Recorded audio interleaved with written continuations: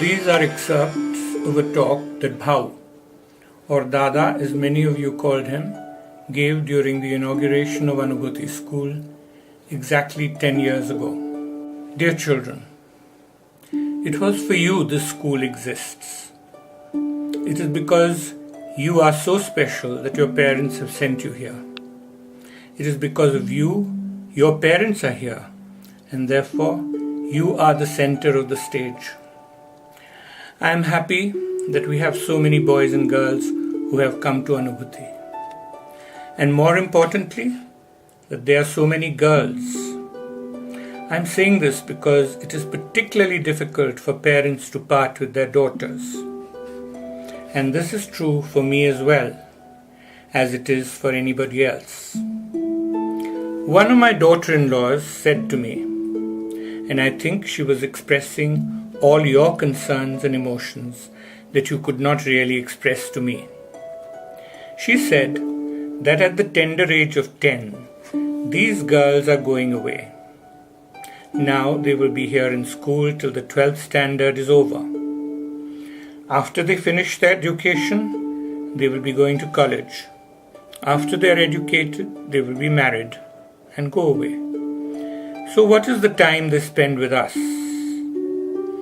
Up till now, we were busy bringing them up, and soon they will be taken away from us.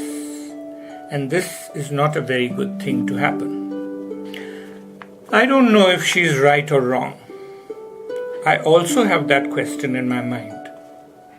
At this point, there is something I would like to say. Very frankly, there is nothing that can replace the mother. If you are looking for an alternative to mother, you can only go to God. And I feel as God could not be everywhere, He sent mother to this earth.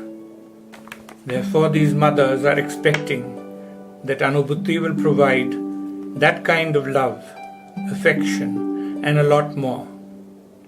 I think mothers are putting a huge responsibility on your shoulders, particularly on the shoulders of the teachers. I might add, God has also sent to this earth the teacher. Not many of us, and here I am referring to parents, want to be teachers. I really wish many of us would volunteer for that kind of responsibility. But how many can take it? Many simply cannot. Teaching was by far a more noble profession yesterday than what it has become today. It is very unfortunate that it has become more like a business for most of the people who are in this field. But I very sincerely believe that the teachers who are over here are not from that bent of mind. I don't believe that they have come here for the money. Then what did they come here for? They have come here for the love of education and for the love of children. However, I still have not answered the question raised by my daughter-in-law, that why a girl at the age of 10 should be sent out from home to a boarding school. Most of you probably know that generally speaking, boarding schools have students who have single parents. Perhaps only a mother and she has to work, otherwise only a father and he has to work.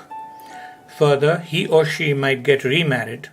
In that case also, they send their children to a boarding school. There is one more category. Both the parents are working, and since both of them are working, they don't have an elder in the home to look after their kids. So they prefer to send their children to a boarding school. Finally, there is yet another category of people. And I sincerely hope that these children who are sitting here do not belong to that category. Normally, if the boys and girls are very naughty and the parents just cannot manage them at home, they send them to a boarding school so that they can get disciplined. Now, I am aware that most of these children do not belong to any of these categories I have mentioned. Yet, you have still chosen to send your children here, particularly your daughters. Why did you do that? And why did I do that? I am a grandfather. Fortunately, all my 4 sons do give due credence and weightage to what I say about various things. Therefore, it has been possible for me to make this choice and allow our girls to be sent to Anubhuti. Let me say something to you here that might just comfort you. When my eldest grandson went out of Jalgaon and went out of our home to a new school, he was in the 8th standard. I went with him to visit 5 schools. I stayed there overnight. Just like when you have a daughter of marriageable age and you go around looking for a suitable match, you would like to go and stay in their house because your daughter might go to live there. So in the same way, I stayed in the school. I took my food in their mess, I observed their classes, I talked to the teachers before I made a final choice of one school in Andhra Pradesh, which is around 200 kilometers from Bangalore. That school is known as Rushi Valley. It's a 75-year-old school. Soon it was time to part with my grandson. I had tears in my eyes, and my grandson was also trying to hide his tears. In this family's 107-year history, we have never sent a boy out of our home at such a tender age. But when it came to sending the girls, it got much more difficult because they were even younger than the grandson. They are still in the 5th, 6th and 7th. Still, I voted in favor of them going to a boarding school. Why did I do that? Why did we say yes to our girls going to a boarding school? Because I reasoned to myself that when we are talking of this love and affection, we are really analyzing ourselves rather than the kids. Every kid has an active and fertile mind. Agreed that they are attached to their mothers like every child is. But with the passage of time, with the change of times, with the change in lifestyle, and with the change in the requirements, and the change in the expectations of the boys who ultimately they would choose as a partner for life, their own expectations also become different.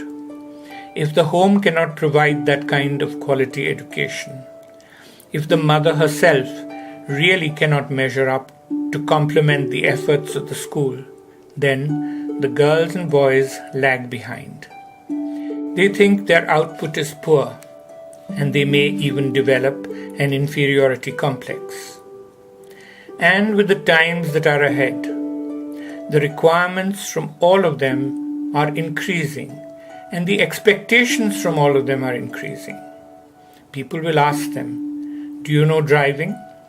What do you know about parenting? What do you think of your future life? Will you do this or that? And so on and so forth. At this stage, you cannot devote your full time to these issues. Or even if you can, there simply is a feeling of inadequacy. At Anubhuti, I am feeding their creativity, and it's a full-time job. When there are 2 kids in the home, you're busy with them, and they are probably more than what you can really handle. Further, if there are also 2 elderly people in the home, then it is equivalent to 2 more children that make it 4 people to look after. Where it was difficult for the mother to handle the 2 kids, it becomes impossible for her to handle all 4. Here, we fill that gap. These children are very creative. They are going to learn, and I don't think we are going to teach. They are going to ask questions, and they are going to do observations and learn. We are only going to assist them to find out what is best for them and prepare them to face the challenges of life as they come. That's why it is an integral part of their curriculum that they should be integrated with the community. I've spoken a lot in English, and perhaps some of you have not been able to follow the content of my talk. So I'll say a few words in Hindi. मैं यह कहना चाहता हूँ कि बच्चों को यहाँ पर सिखाया जाने वाला नहीं किंतु दिखाया जाने वाला है। निर्णय आपको लेना है कि क्या सही है और क्या गलत। इन बच्चों को दोनों चीज़ें बतलाई जाएगी। जैसे हमारी सोसाइटी में बहुत ज़्यादा करप्शन है, आप और मैं प्रयत्न कर सकते हैं, तो फिर इन बच्चों से यह बात क्यों छिपाते हैं? इनसे छुपा के रखेंगे कि करप्शन बहुत बुरी चीज़ है, इनको कैसे पता चलेगा? इनको समझाना पड़ेगा, बताना पड़ेगा, इनके दिल की तैयारी करनी पड़ेगी और वह करप्शन को कैसे मिटाएंगे यह भी बताना पड़ेगा। लोग ऐसा क्यों करते हैं यह भी बताना पड़ेगा और साथ साथ में यह न करते हुए भी प्रामाणिकता से जीवन जी सकते हैं यह भी उनको समझाएंगे। ऐसे बहुत से उदाहरण हैं। इसके लिए हर चीज़ का अध्ययन कर उनको बताया जाएगा। क्या करना है और किस तरह से जीवन व्यतीत करना है यह उनको समझाएंगे। वैसे तो बहुत उदाहरण है ही नहीं, ऐसा तो नहीं है। इसके लिए हर चीज़ का अर्थ तौलनिक तौर पर अभ्यास करके उनको बताया जाएगा कि भाई ये इस तरह से होता है। उन्हें क्या करना है ये उन्हें तय करना है और किस तरह से जीना है वह भी उनके बस की बात है। फिर भी हम ये चाहते हैं कि उनको कम से कम इसके बारे में जानकारी दी जाए। मेरा पूरा जीवन उम्मीदों से भरा हुआ है। हम सब कोशिश करेंगे। मिट्टी आपकी है, कुम्हार का काम हम करेंगे। मिट्टी अच्छी है तो बर्तन बहुत अच्छा बनेगा, बहुत पक्का बनेगा। मिट्टी में कोई थोड़ा बहुत नुक्स थोड़ा इधर उधर से आ सकता है तो कोशिश करेंगे उसे निकालें और अच्छे से अच्छा उसे घड़े, उसको भी बताए, पर मिट्टी को बदलेंगे नहीं। मिट्टी तो अपनी अच्छी है, उसको गुणवत्ता के आगे रखना है और वह होगा। परंतु ये मिट्टी ठीक नहीं है, इसे छोड़ दे, ऐसा नहीं करेंगे। आप लोग इस बात के लिए प्रार्थना कीजिए कि जैसा मैं चाहता हूं कि अनुभूति को अच्छा वातावरण देना है, ये मेरे बस की बात थी। परंतु अब इनको निभाने की जिम्मेदारी इन शिक्षकों की है। मैं यह कहकर मेरी खुद की जिम्मेदारी कम करना चाहता हूं यह मत समझे। मैं नजदीक से देखने वाला हूं, देख रहा हूं और देखता रहूंगा। अभी तक तो मैं 7 पोतों का दादाजी था, पर अभी 70 का बन गया हूं। इसलिए मेरी जिम्मेदारी बढ़ चुकी है और मैं यह मानता हूं कि केवल एक शब्द में ही सब कुछ आ जाता है। तो काफी कुछ आयोजन करके रखा है और कुछ करना बाकी भी है। इसके लिए आप निश्चिंत रहे। छात्र एवं शिक्षक की संख्या भी अच्छी है। 6 बच्चों के पीछे एक शिक्षक है। खैर वो जमाना तो चला गया जब एक माँ को 6-6 बच्चे होते थे और वो 6 बच्चों को संभालती थी। पर अभी भी कम से कम शिक्षक इतना संभालने की कोशिश करते हैं। जिस प्रेम से वो उनके साथ रहते हैं, उनके साथ खाना खाते हैं, जैसे अपना घर होता है वैसे ये हॉस्टल बना हुआ है।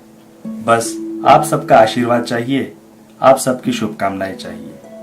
और मूल रूप में मैं यह मानता हूँ कि हमें इन बच्चों को इस तरह से रखना है जिससे स्कूल का स्तर और सही मायनों में इंटरनेशनल हो।